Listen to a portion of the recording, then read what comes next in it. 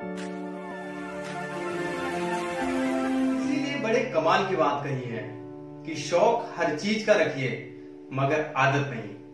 Hi guys, मेरा नाम पीयूष है और मेरे चैनल एजुकेशन विद मोटिवेशन में आप लोगों का फिर से एक बार बहुत बहुत स्वागत है।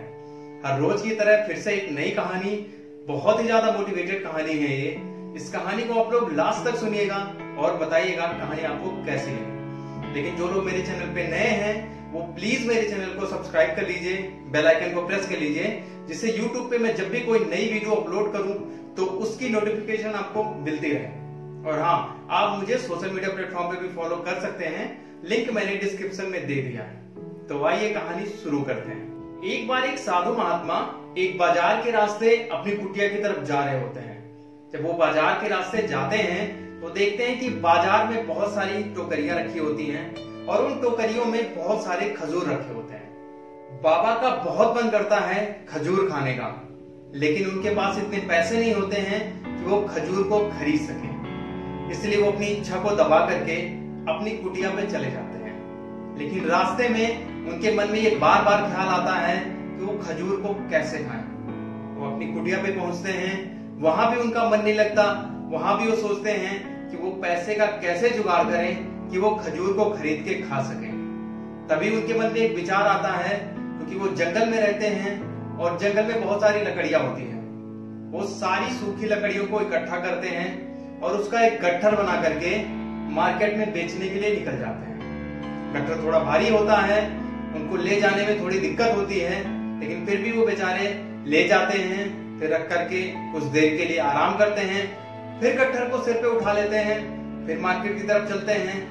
फिर जब थक जाते हैं तो थोड़ी देर आराम कर लेते हैं। ऐसे करते करते वो गट्ठर को लेकर के मार्केट में पहुंच जाते हैं।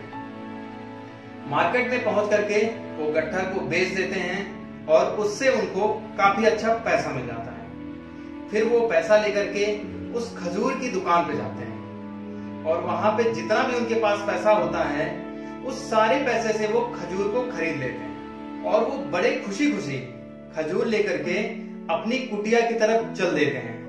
और वो जाते जाते रास्ते में सोचने लगते हैं कि आज मैं कुटिया पे पहुंच के सबसे पहले इन खजूरों को खाऊंगा।